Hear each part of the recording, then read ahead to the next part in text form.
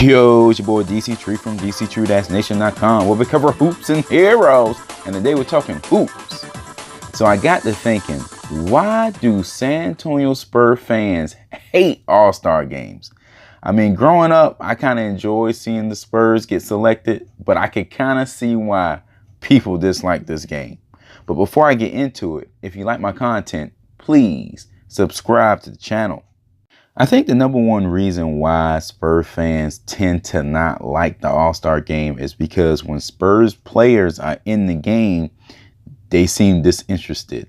They don't do a whole lot. I remember watching David Robinson in the game in the 90s, and, he'd have a couple dunks, a block or two, but outside of that, he seemed disinterested in the game. And that theme just goes on year after year after year. Of course, you had Tim Duncan win the MVP with Shaq, which was kind of a blow. Why he had to be a co-MVP? Why couldn't he be an MVP by his damn self? Just joking. But you get what I'm saying, Outside of Tim winning the MVP that year, every player, may have a flashy move, a Tony Parker, a Manu Ginobili. Kawhi may have a dunk. But outside of that, they only score about 6 to 8 points, maybe 10 points, and then the game is over.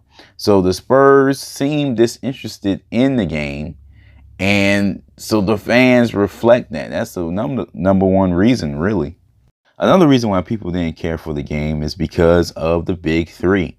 I mean, when you have that culture of winning, all you care about is June. It's hard to get excited about an exhibition game when you know your team is going to be in the hunt for a championship later on in the year. You just want them to be healthy. You don't want anyone to get hurt. You want them to get all their rest. So you couldn't care less about All-Star game. I particularly remember every time Manu Ginobili got selected to the game, I hope he only played like 10 minutes because I didn't want him to get hurt. I needed him for June. We needed him for June. So it's hard to get hyped for a game when you're thinking about a championship. Now things have changed a little bit, so maybe we should put more stock in the All-Star game. Another aspect of the game is that it promotes the enemy per se. Like, these are players that you hate throughout the year, and then suddenly you kind of got to root for if you're rooting for a particular side. For me, it was tough to root for Shaq, although I thought he was funny off the court. Couldn't stand him on the court. It was hard to root for Kobe because I felt like he was a ball hog. It was hard to, root for LeBron sometimes because the attention he gets from the media is ridiculous. And it's definitely just outright hard to root for the Warriors. I refuse to root for them. I just refuse. Steph Curry and them boys. They too arrogant for me. But that's just me. So this game kind of makes you root for players that you dislike throughout the year.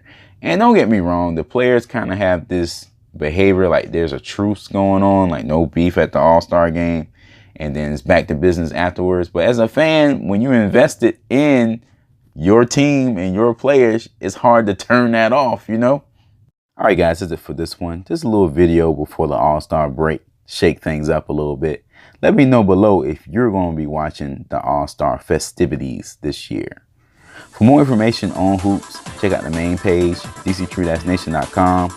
Like us on Facebook. Don't forget to hit that subscribe button. Help a brother out. Peace.